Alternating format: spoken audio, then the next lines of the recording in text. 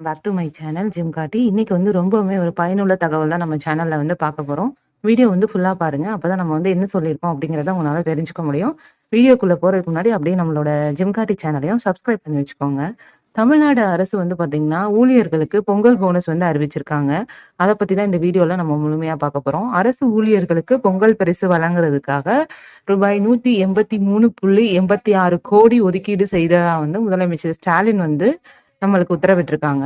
சென்னையில வந்து பார்த்தீங்கன்னா, 2024, 25ஆம் ஆண்டுக்கான சி மற்றும் டி பிரிவினருக்கான மிகை ஊதியம் அப்படின்னு சொல்றாங்க. சி மற்றும் டி பிரிவினர் சார்ந்த ஓய்வூதியர்களுக்கு, அப்புறம் வந்து குடும்ப ஓய்வூதியர்களுக்கு, அதுக்கப்புறம் முன்னாள் கிராம அலுவலகர்களுக்கு பொங்கல் பரிசு வழங்குறதுக்காக 183,86,00,000 ஒதுக்கீடு செய்ததா வந்து ஒரு நியூஸ் வந்து வந்திருக்கு.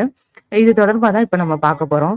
தமிழ்நாடு முதலமைச்சர் வந்து பார்த்தீங்க அப்படின்னா, நெறைய நல்ல விஷயங்கள வந்து நம்மளுக்கு தொடர்ந்து செஞ்சுட்டே இருக்காரு. அந்த வகையில வந்து பார்த்தீங்கன்னா, இந்த ஒரு திட்டமும் நம்மளுக்கு வந்து ரொம்பவுமே ஒரு யூஸ்ஃபுல்லான ஒரு திட்டம் தான் அப்படின்னு சொல்லலாம்.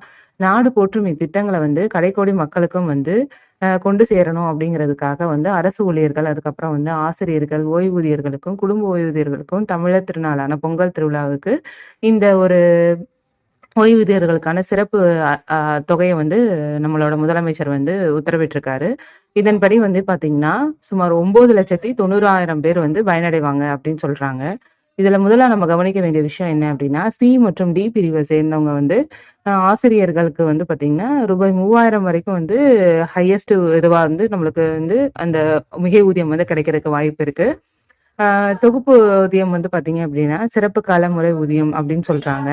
அதாவது 2024, 25ஆம் நிதியாண்டுல வந்து குறைந்தபட்சமா வந்து 240 நாட்கள் அப்படி இல்லன்னா அதுக்கு மேலா பணிபுரிந்து, சில்லறை செலவினத்துக்கு கீழ வந்து மாத அடிப்படையில நிர்ணயிக்கப்பட்ட ஊதியம் வந்து பார்த்தீங்கன்னா, பெரும் முழு நேரம் மற்றும் பகுதி நேர பணியாளர்களுக்கு வந்து பார்த்தீங்கன்னா, ரூபாய் 1000 வந்து சிறப்பு மிகை ஊதியமா வந்து வழங்கப்படும் அப்படின்னு சொல்லியிருக்காங்க.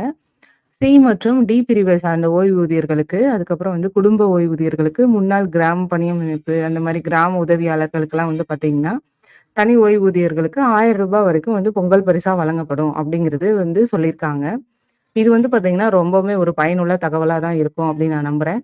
ஏன்னா, இது வந்து ஆல்ரெடி ரிட்டயர்ட் ஆயி வீட்ல இருக்கிறவங்களுக்குமே வந்து பார்த்தீங்க அப்படின்னா, அவங்களோட ஃபேமிலி மெம்பர்ஸ்க்கு, அது மட்டும் இல்லாம இப்போ ஒர்க் பண்ணிட்டு இருக்க டெம்பரவரி எம்ப்ளாயீஸ் அவங்க எல்லாருக்குமே வந்து பார்த்தீங்கன்னா, இது மூலியமா வந்து பயனடைவாங்க அப்படின்னு சொல்லிட்டு நான் நம்புறேன். அது மட்டும் இல்லாம, இது ரொம்பவுமே வந்து வரவேற்கத்தக்க ஒரு திட்டமா தான் இருக்கும் அப்படின்னு நான் நம்புறேன். இதுக்கு வந்து பார்த்தீங்கன்னா, மொத்தமா நம்ம செலவு பண்ணியிருக்க தொகை வந்து பார்த்தீங்கன்னா, 183,86 கோடி வந்து இதுக்காக வந்து ஒதுக்கீடு செஞ்சிருக்காங்க. அதனால வந்து அரசு ஊழியர்கள் வந்து பார்த்தீங்கன்னா, இந்த திட்டத்தின் மூலமா வந்து நல்லா பலன் பெறுவாங்க அப்படிங்கிறது வந்து பரபரப்பாக வந்து இப்ப வந்து ஒரு நியூஸ் வந்து வெளிவந்துட்டுருக்கு. அது மட்டும் இல்லாம இது போன்ற அதாவது கரண்ட்டா என்ன நடந்துட்டுருக்கு அப்படின்னு தெரிஞ்சுக்கணும்னு நீங்க நினைச்சீங்கன்னா, நம்மளோட சேனல வந்து மறக்காம சப்ஸ்கிரைப் பண்ணி வச்சுக்கோங்க. அப்படியே நம்ம ஜிம்காட்டி சேனலையும் வந்து முடிஞ்ச வரைக்கும் எல்லாருக்கும் ஷேர் பண்ணுங்க. எல்லாருமே இந்த தகவல வந்து தெரிஞ்சுக்கட்டும். ரொம்ப நன்றி நண்பர்களே!